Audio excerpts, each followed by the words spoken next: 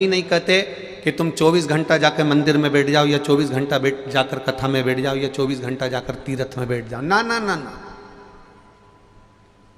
अपने घर में रहो। हम तो कई बार कथाओं में कहते हैं कि छोटे छोटे बच्चे अगर तुम्हारी गोदी में हैं तो उनको लेकर कथा में मत पहुंचो। घर में बुजुर्ग माता पिता बीमार पड़े हैं तो तुम कथा में मत पहुंचो। क्यों? वो छोटे बच्चे की सेवा कर लोगे, वो बुजुर्ग माता पिता की सेवा कर लोगे तो सीहोर वाला महाराज की शिव पुराण का फल वैसे ही मिल जाएगा।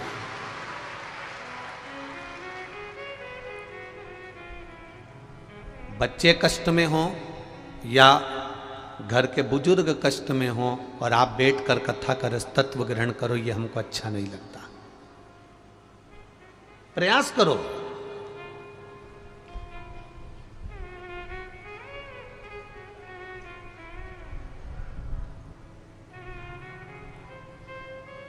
उससे विनती करते रहो, तेरी कृपा चाहिए, पर बड़े बनकर कृपा नहीं।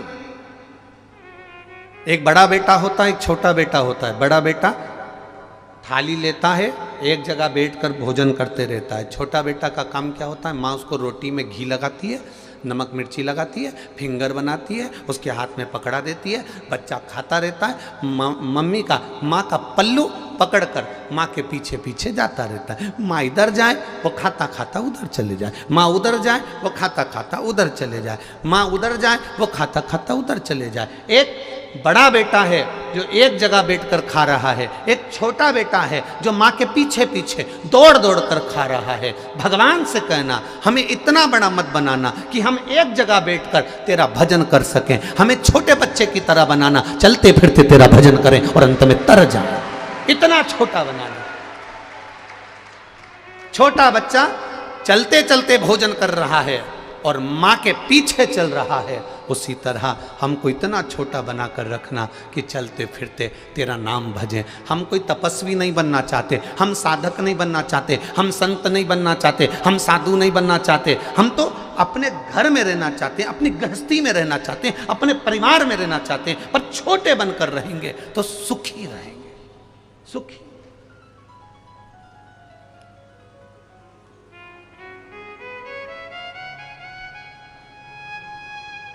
अभी बरहानपुर की कथा में एक बात कही थी, आपके स्मरण में होगी। जितने बड़े बनते चले जाते हैं, जितने बड़े बनते चले जाते हैं,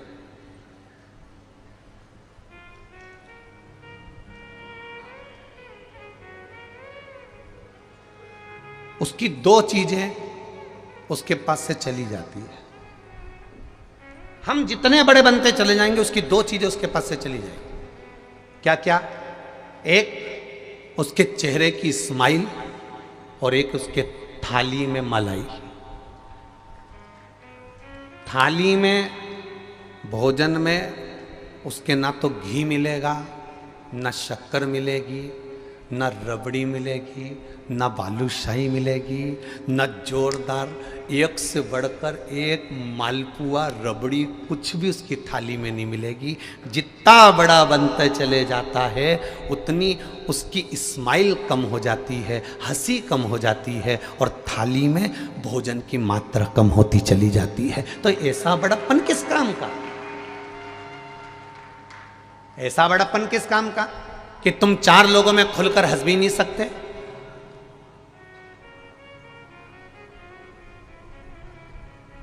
अब बहुत ऊंचे पद पर बैठे और एकदम खिलखिला के हंस दिए तो तुरंत लोगों ने मोबाइल में फोटो बना करके दिया, बताओ कैसे घोड़े जैसे हंस रहा है। फिर कहेंगे ये इतनी बड़ी जगह बैठ कर ऐसा हंसे।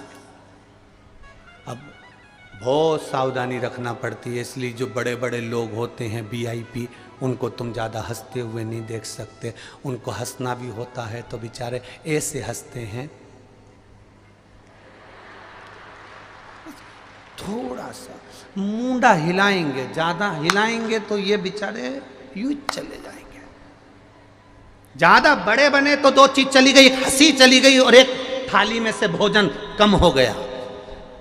जो छोटा है घी की रोटी खा रहा है, चकाचक खा रहा है। ये कमाने के चक्कर में इतना अग्रणी रहा कि घी की रोटी खा नहीं सकता क्योंकि ब्लड प्रेशर है, और मिठाई खा नहीं सकता क्योंकि शुगर है। बड़ा तोल मोल कर खाता है, बड़ा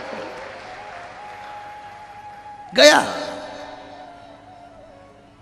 दोनों चीज गई।